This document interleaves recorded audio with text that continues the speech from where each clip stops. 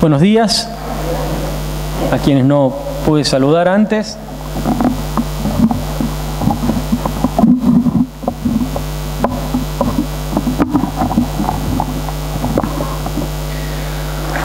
Nuestros pastores se están poniendo viejos y se van como los chalchaleros, ¿vio? Se van despidiendo de a poco.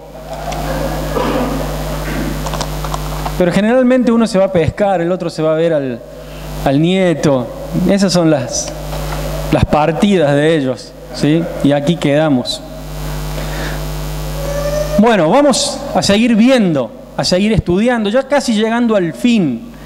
Me toca el penúltimo de los pasajes y el domingo que viene seguramente vamos a estar terminando con esta carta tan hermosa que Dios ha utilizado y por medio de la cual Dios nos ha enseñado tanto.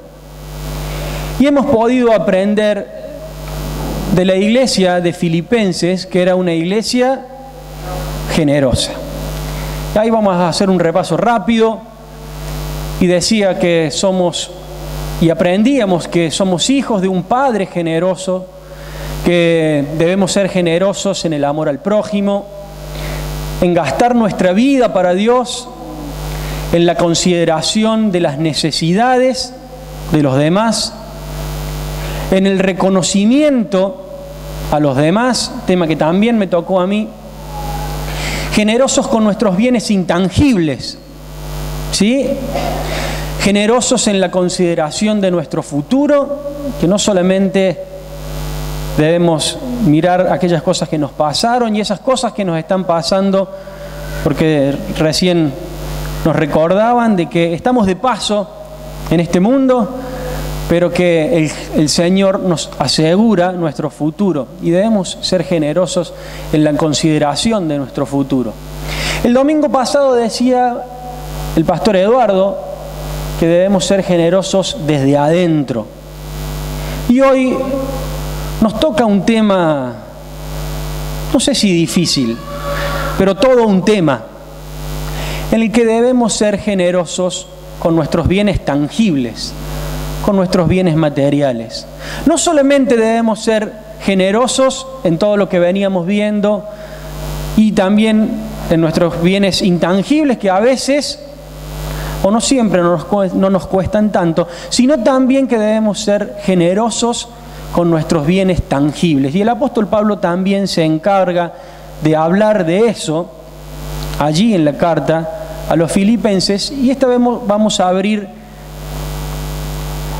la Biblia en el capítulo número 4 de la carta a los Filipenses, desde el versículo número 10.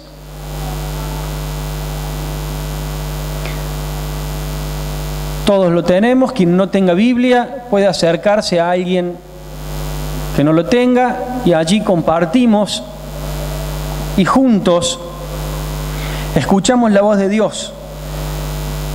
Y dice así: me alegro muchísimo en el Señor de que al fin hayan vuelto a interesarse en mí. Claro está que tenían interés, solo que no habían tenido la oportunidad de demostrarlo. No digo esto porque esté necesitado, pues he aprendido a estar satisfecho en cualquier situación en que me encuentre. Sé lo que es vivir en la pobreza y lo que es vivir en la abundancia. He aprendido a vivir en todas y cada una de las circunstancias, tanto a quedar saciado como a pasar hambre, a tener de sobra como a sufrir escasez. Todo lo puedo en Cristo que me fortalece.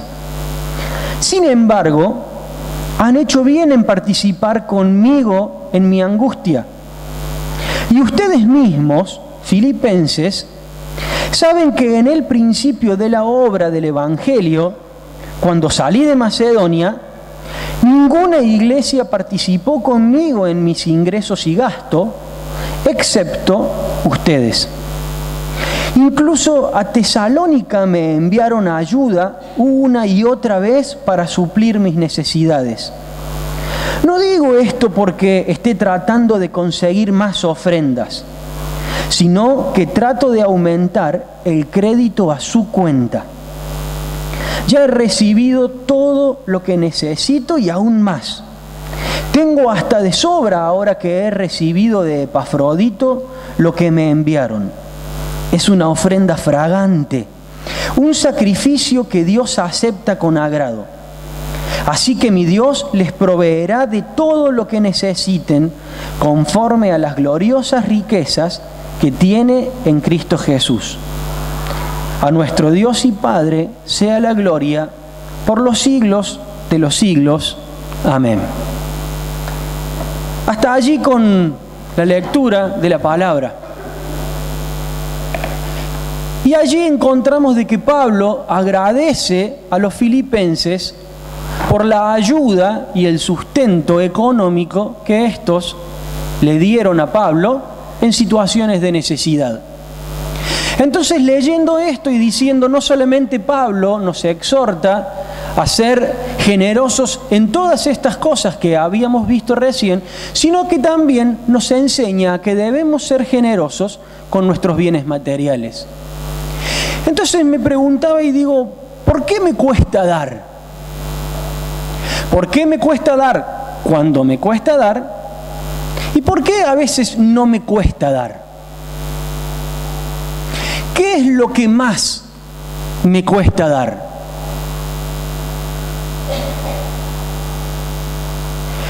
Cuando doy, ¿a quién le doy? Dios quiere que dé. Pero ¿de qué forma Dios quiere que dé? Y voy a tratar de darle respuestas a estas preguntas que se generaron en mí cuando Dios me decía, quiero que seas generoso con los bienes que yo te doy. Las cosas materiales pueden ser la manzana de la discordia, pueden ser el hueso que provoca la pelea entre dos perros callejeros. Desde el principio, Dios se encarga de hablar de las cosas materiales y el mismo apóstol Pablo a Timoteo le escribe y le dice, el amor al dinero es el principio, es la raíz de todos los males. No es un tema cualquiera. Es allí donde depositamos nuestro corazón. Y desde el principio decíamos, y Dios dio las leyes, los 10 mandamientos a Moisés, y en el último le dice, no codicies la mujer de tu prójimo, pero también dice, no ambiciones la casa de tu prójimo, ni su campo, ni su esclavo, ni su esclava, ni su buey, ni su asno, ni nada de lo que le pertenezca. Dentro de los 10 mandamientos también estaba el amar, el ambicionar, el querer lo que no me pertenece. De pronto allí una persona, un joven se acerca a Jesús y Jesús le enseña y le dice, le termina diciendo, ¿sabes una cosa? Donde está la riqueza de ustedes, allí también está su corazón. Allí donde ustedes ponen toda su fuerza, allí donde ustedes ponen todas sus ganas, allí está su corazón. Allí está su interés. Y muchas veces su interés está en las cosas materiales. Porque las cosas materiales ocupan un lugar importante en nuestra vida. Y muchas veces este lugar es más importante del que debería ocupar. Entonces se da respuesta a mi segunda pregunta. ¿Por qué me cuesta tanto dar? Y sin duda te cuesta tanto dar, José, porque lo que Dios te pide te interesa más de lo que te debería estar interesando. Y hemos estudiado tiempo atrás en esta misma carta que no siempre es dinero lo que el Señor me pide. Y muchas veces no es dinero o no son cosas materiales lo que más me cuesta dar. A veces alguien me pide un poco de mi tiempo y eso me cuesta más que el dinero. Personalmente, muchas veces me cuesta más que de ayudar materialmente a alguien, escucharlo. Y poder escucharlo activamente. Estudiamos en el grupo de matrimonios justamente lo que es esto, una escucha activa para tener con nuestra pareja. Y poder allí prestar atención y decir, a ver, no, hay cosas que me están interesando a mí, sobre mí, de mi vida, más que lo que me estás contando. Pero muchas veces hay alguien que necesita ser escuchado y que yo tengo que dejar de pensar en mí. Y me gusta mucho el versículo 10 del capítulo 4 que recién leíamos, que ¿cómo dice?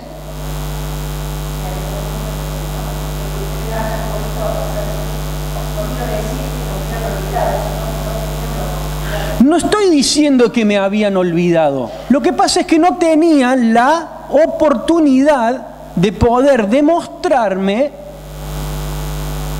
que estaban interesados en mí. La iglesia de Filipenses estaba buscando la oportunidad. Y es eso lo que nosotros debemos hacer. Buscar la oportunidad de poder ayudar al prójimo. Ahora, buscar la oportunidad para ayudar significa dejar de pensar un poquito en mí.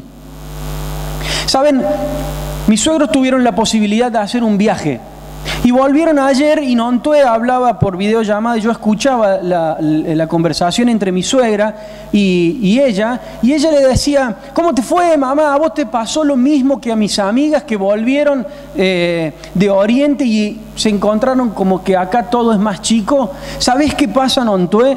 A los argentinos nos enseñaron de que somos el pupo del mundo. Y estamos muy lejos de serlo. Y yo no sé si a los argentinos nos enseñaron eso, si es solamente nuestra raza, nuestra cultura, o es un problema del hombre. Pero que muchas veces yo me creo el pupo del mundo, que muchas veces yo me creo el pupo de mi familia. Porque creerse el pupo del mundo a veces suena un poco lejos. Pero qué feo que es cuando a quienes yo amo, cuando a quienes supuestamente yo trabajo para ellos, me esfuerzo para ellos, me dicen, vos no sos el centro de la familia. Eso duele un poco más. Pero muchas veces me estoy fijando en lo que me pasa a mí. Me estoy fijando en lo que me cuesta a mí y dejo de mirar alrededor. Y Pablo reconoce justamente esto, o mejor dicho, lo contrario a esto, en la iglesia de Filipenses y le dice, ustedes estaban buscando la oportunidad de ayudarme. No la encontraron. Y cuando la encontraron, a través de este hermano, me mandaron su ayuda. Y esto es algo para aprender. Dejar de mirar para adentro y ponerme a mirar la situación del hermano y decir, este hermano está pasando por una necesidad. ¿De qué manera lo puedo ayudar? Le está haciendo falta algo que yo tengo. Y sin duda eso que yo tengo también me gusta. Pero eso que yo tengo, Dios me lo dio para poder ayudar al prójimo. Ahora, cuando doy, ¿a quién doy? Doy a Dios y también doy al prójimo.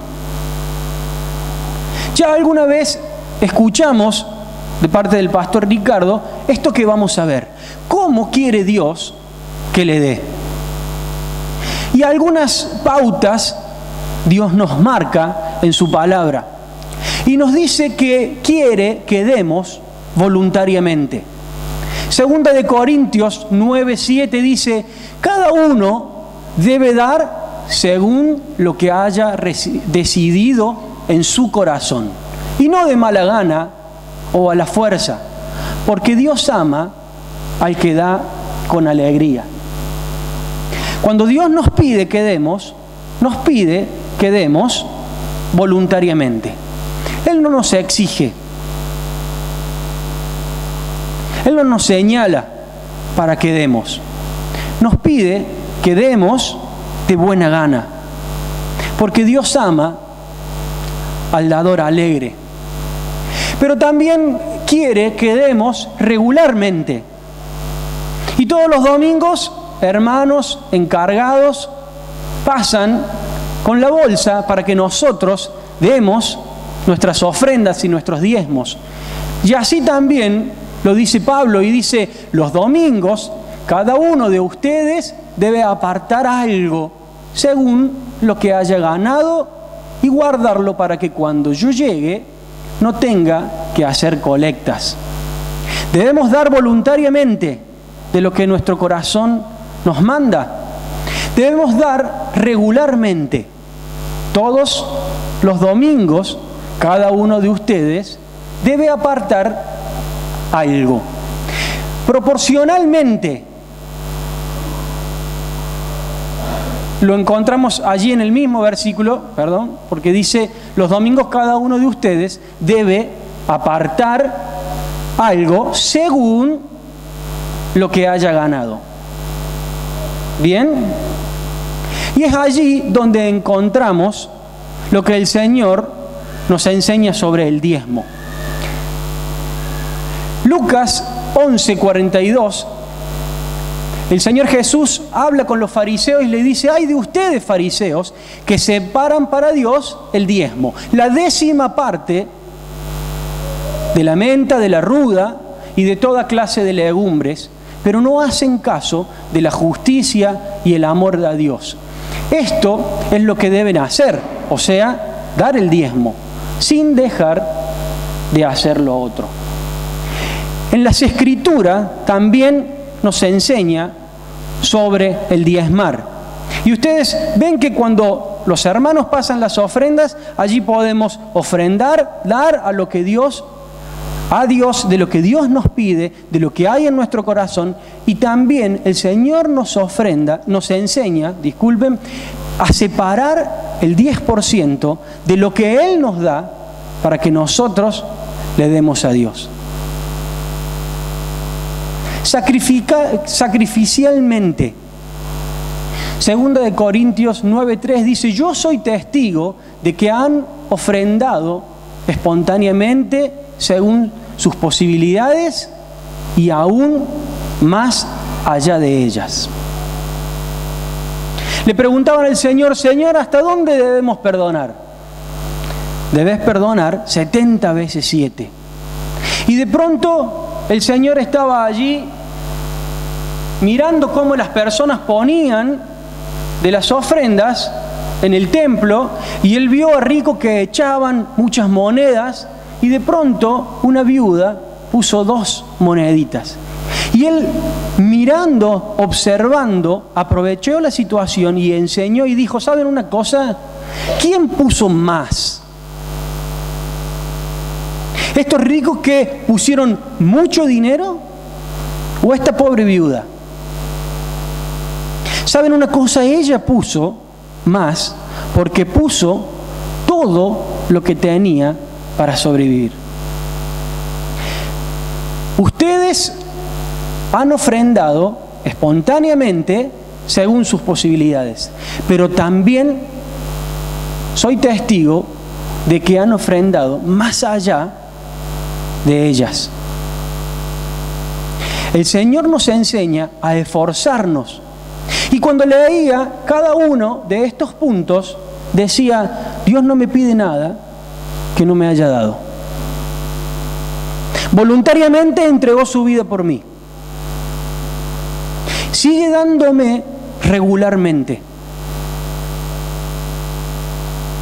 Y sacrificó a su Hijo para que hoy yo tenga vida y vida eterna.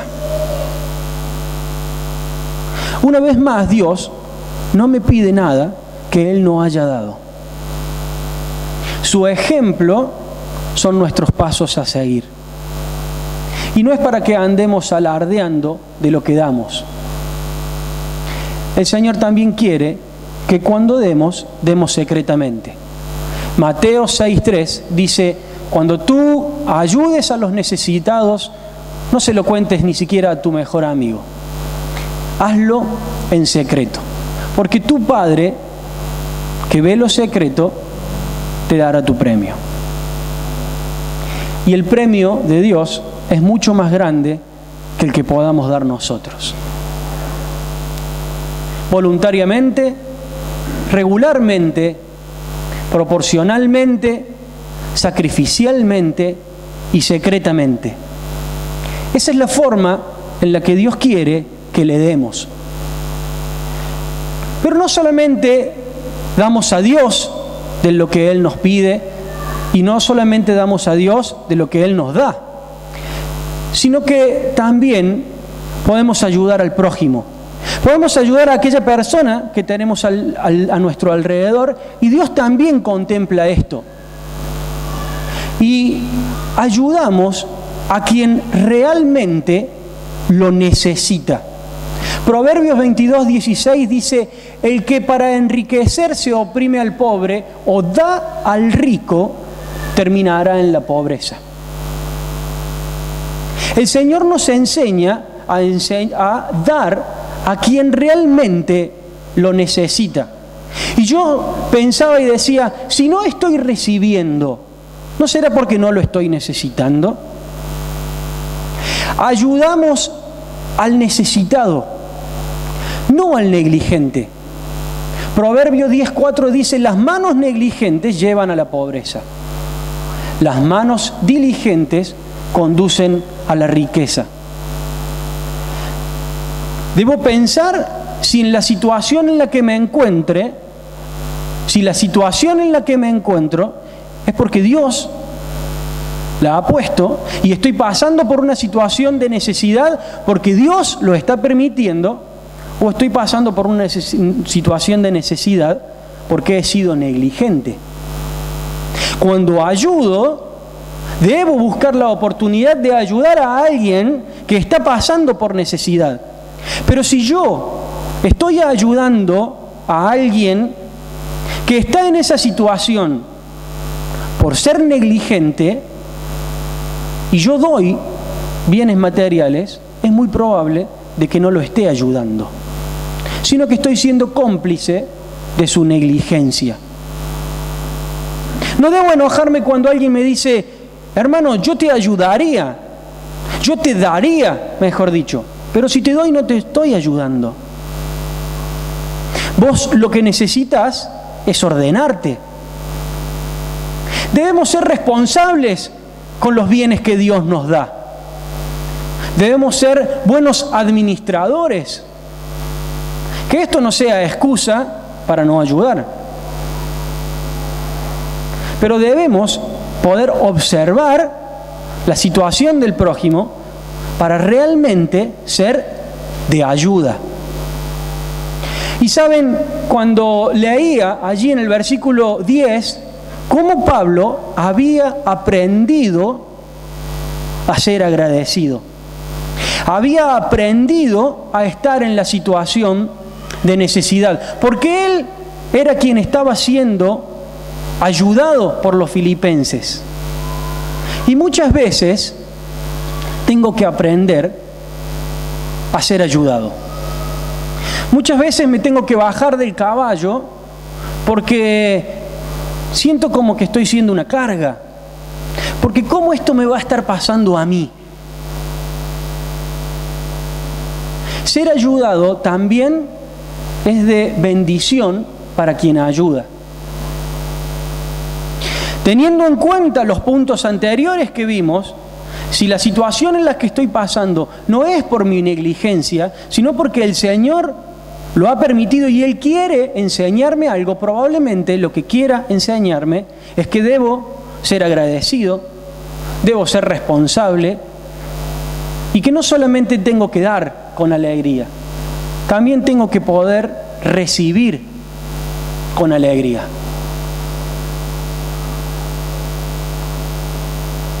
¿Cuándo doy?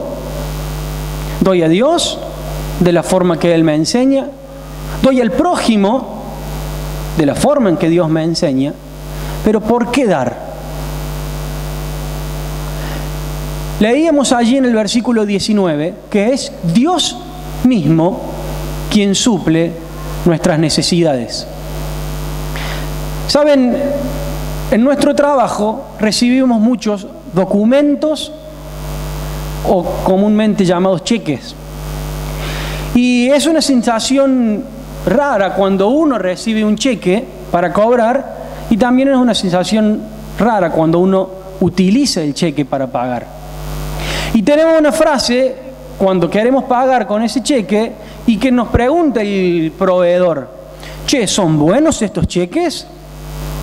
Entonces muchas veces respondemos: ¿saben qué? Ese cheque no es mío, no es propio, es un cheque de tercero, alguien me lo dio. Pero vos hacé de cuenta que te lo doy yo. Si algo pasa con el cheque, quien va a responder soy yo. Ahora confieso que muchas veces es difícil poder decirle a alguien que confíe en mi palabra. Cuando el cheque es chico, sí. Pero ¿qué pasa cuando ese cheque viene de vuelta? Cuando ese cheque no tiene fondos suficientes. Es difícil poder hacerse cargo del compromiso de alguien. Ahora, qué fácil que es poder hacerse cargo del compromiso de Dios. Y mire, dice Williams, este cheque que leemos en el versículo 19 es un cheque escrito sobre el banco de la fe. Mi Dios, vamos a leer nuevamente el versículo 19 para que sepamos de lo que estamos hablando. Y dice: así que mi Dios les proveerá de todo lo que necesiten conforme a las gloriosas riquezas que tiene en Cristo Jesús. Mi Dios, el nombre del banquero, los proveerá la promesa de pago a todas nuestras necesidades, el valor del cheque, conforme a sus riquezas, el capital del banco de Dios. En gloria, la dirección del banco, y en Cristo Jesús, la firma de quien emite el cheque, sin la cual no tendría ningún valor. Qué hermoso es poder confiar en Dios. Qué hermoso es poder decir: si Dios me dice que dé, debo dar con alegría. Pero no porque esto es magia, sino porque Dios promete que Él va a suplir con todas mis necesidades. Ustedes se preocupan por lo que han de vestir, por lo que han de comer, pero Dios es quien suple todas nuestras necesidades. Y si entregó a su Hijo por nosotros, ¿cómo no nos va a dar junto con Él todas las cosas? Qué hermoso en tiempos donde vienen tantos cheques de vuelta, y no estoy hablando de solamente lo económico. Qué hermoso es poder confiar en un Dios que tiene una cuenta intachable, que no está en el Veraz, que no está en el Seven, porque sus promesas se han cumplido, porque sus promesas se cumplen y porque sabemos de que sus promesas se van a cumplir. Yo quiero invitar a los músicos a que pasen y a Andrés que